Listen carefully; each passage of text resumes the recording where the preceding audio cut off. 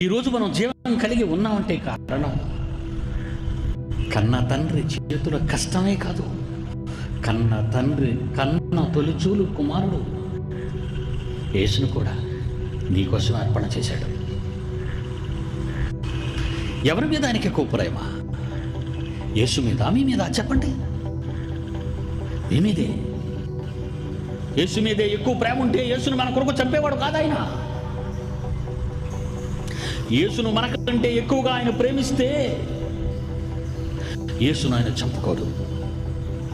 నిన్ను ప్రేమించాడు, నన్ను ప్రేమించాడు మహనీయుడు. మన కన్న తండ్రి ప్రేమ ఎంత గొప్పది.